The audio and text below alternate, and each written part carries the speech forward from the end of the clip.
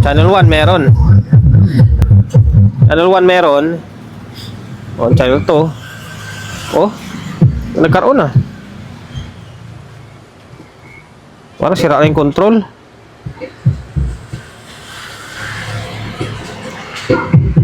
Meron siya, Tapos may hina. Okay. Magos na PO118. 1 to ako ng 1 to. Laging 1 to kasi gawa ko. Ito PO18. First time kong makagawa ng ganitong klaseng unit na Magos na PO18. Ayan. Pagdating sa harap niya, same lang din. Yun pa rin yung signature ng Magos na datingan. Okay, dito lang na iba. Yung PO18 niya. Okay. Ngayon, pahaging ko muna sa inyo bago natin banatan. Pasensya na alikabok, hindi ko pa nalinisan. Yung supply nito ay 98098. Teka lang hugutin na yan 9849 04998. 98 yung high rail niya, 49 yung low rail niya. Ang datingan niya is parang Tucson na C20. Okay, tapos capacitor, ayan, capacitor niya 100 volts by 15,000 microfarad. Okay, 12 piraso. Tapos ito yung board niya, isang channel, ito yung isang channel. 1 2 3 4 5 6 7 8 9 10 11 12 13. 13 by pairs 1 2 3 4 5 6 7 8 9 10 11 12 13 nga talaga. 13 by pairs na C5200 and then A1943 lang naman to Toshiba. And C5200 and then A1943, 13 pairs. Okay, kabilaan. Ang issue nito kaya dinala rito sa atin. Galing Pangasinan pa pala ito Shoutout and then maraming salamat sa may-ari nito na pinagkatiwalaan tayo na gawin yung unit nila. Pinadala lang dito talaga sa may or dinala talaga dito sa may akin para ipagawa lang. Medyo malayo Pangasinan dito pa dinala. Yung isang channel daw, wala daw audio. Wala daw siyang audio. Ngayon, meron pala ako napansin. Yung dating nito ay yung mga bagong labas na ngayon. Mga bagong labas na ngayon ng mga amplifier. Ayun yung input buffer nyo, iba Hindi siya yung typical na PO ng Magos. Ito, parang CE na lang datingan niya. Diba? Mapapansin nyo. Okay. Ang issue, wala daw audio yung isang channel. Tingnan natin okay. Dalawa lang pala yung fan niya. Dito, and then dito lang. Ganito. Parap o palikod. Parang palikod naman Pero naligo na likabok. Na-stock pala ito ng matagal daw, sabi ni Bossing. Ngayong taon daw na hindi nagamit. Tsaka nila, nung ginamit is, wala na daw audio yung isang channel. Channel 2 yata or channel 1. Yan, may nakabit na speaker yan. Naka-stereo. Ayan. Audio source natin. Ngayon, channel 1 meron. Channel 1 meron. Channel 2. Nagkaroon na. Parang sira na yung control.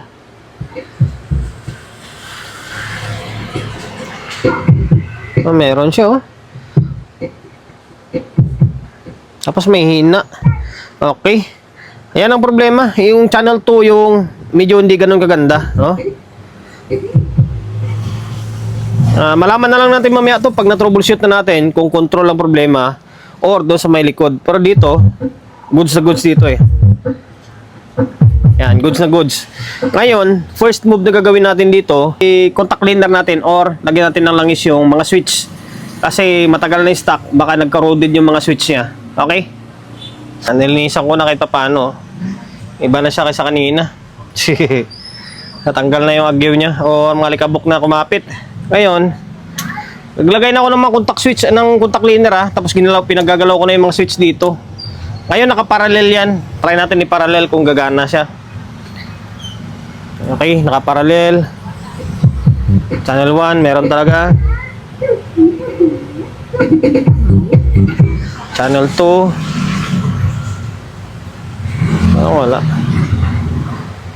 wala talaga.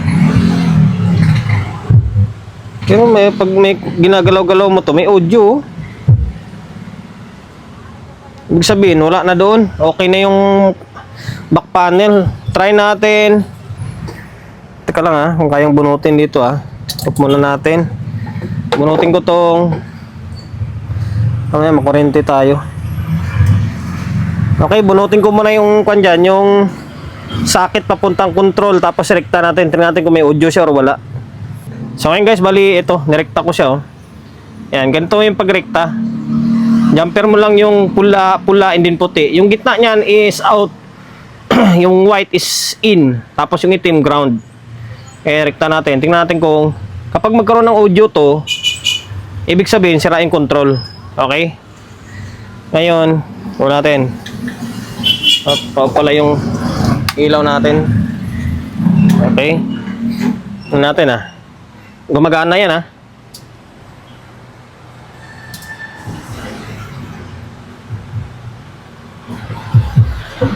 Meron no. Nagnormal siya. 'Di ba? Kita nyo. Oh, kahit pitin mo to, wala yan oh. Kasi nakarekta na rito. Okay.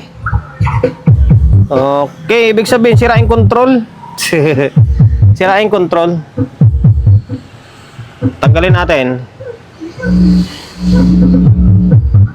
Tinanggal ko yan, wala yan oh. 'Di ba? Kasi tinanggal natin. Okay. Ngayon, buo pala tong back panel natin. Problema dito sa may control. Palitan natin yung control niya. Mas okay siguro dalawa na. Pagsabayin na natin palitan yan. Okay, tanggalin ko muna yung front panel. Nakalas ko na yung front panel niya. Ang kulit ng board niya, mag-iiba oh. Gaiba yung kulay. Ito yung may problema. Ito may problema na board, yung kulay blue. Yung green is working. Ayan. Baka sabihin nyo magkaiba, maka, tingnan mo yung knob nyo, pares lang. Okay. Value lang din naman ito is 10K lang din naman. Kaso lang problema, round to. Although plastic lang na naman to, pwede naman. Pasok yung up mo nito eh. Okay, ngayon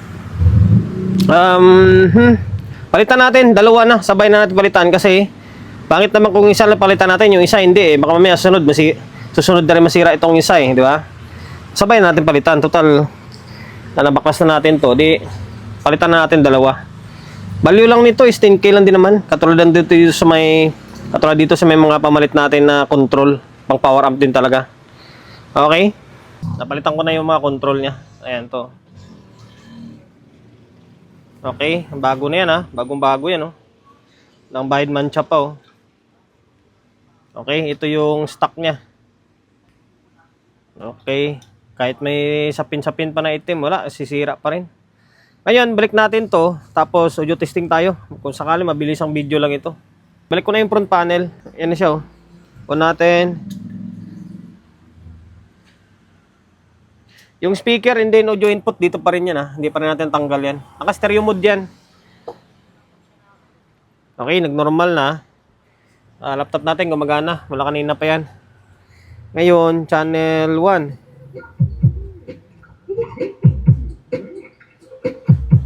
Okay.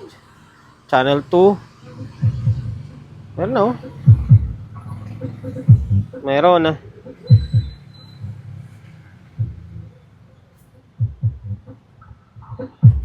Okay. Working na oh. Dalawang channel. Control lang pala sira. Okay na. Channel 1. Off natin channel 1, channel 2. Okay, working. Channel 2. Okay na. And then, yung request kasi ni Bossing dito na ipapa-fix bias daw sa atin. Pinapa-fix bias. Ang problema, no need na i-fix bias to kasi ganito klaseng mga trimmer, matitibay yan. Yan, kung mapapansin nyo. Yan, yung ganyang klaseng trimmer, matitibay yan eh. Babayang isa, ito to. Yung kulay blue na yan, oh. Yan. Matitibay yan. Hindi yan katulad sa mga trimmer ngayon na yung trimmer ngayon na mga kulay dilaw. Yun, mahina talaga klase yun. Mga ganyang klaseng trimmer, matitibay yan. Yan, no need na natin. Sabihin ko lang kay Bossing na hindi na natin kailangan palitan yan. Okay, hindi na kailangan ikuan ba? Ano tawag yan? I-fix. Okay na to. Control lang yung problema niya. Na matagal siguro na stock. Buti hindi tayo pinahirapan. Okay na. Ka-design talaga ng kwanto. Ka-design ng Tucson-ra. Yan, Tucson-ra pala yung datingan niya. Okay, hanggang dito na lang. Control lang. Yung request kasi ni Bossing na i-fix bias, hindi ko na i-recommend sa kanya na i-fix to kasi matibay yan. Matibay yung ganyang klaseng trimmer. Okay, sana nakapagbigay idea ako sa mga kapwa natin technician na medyo bago-baguhan lang siyempre. May counter nyo, ganito klaseng Magus, di ba? Magus na PO18. Tapos walang audio yung isang channel. Yan pala yung control na may problema. Okay, sir ng taga Pasig ito pero taga Pangasinan yung probinsya nila. Bali, galing Pangasinan to tapos pinadala lang dito. Okay na to sir, goods na tong PO18 yung Magus ha. Maraming salamat sa pagkakatiwala mo ng unit mo rito sa akin. And then promotion, bago tayo magtapos, syempre, shop natin, Solid G Electronics Repair Shop. Number 61, Don Julio, Gregorio Street, sa Uyo Road, sa Uyo, Quezon City. Social media pages natin, so hindi pa nakapag-follow, paki-follow. And then, syempre, paki-share ng video natin sa may Facebook, YouTube channel. Sa mga hindi pa nakapag-subscribe, paki-subscribe, like, share. And then, syempre, paki-hit ng bell button sa gilid para updated ka sa mga susunod na video na i-upload ko. Ingat, God bless, and then peace atin lahat.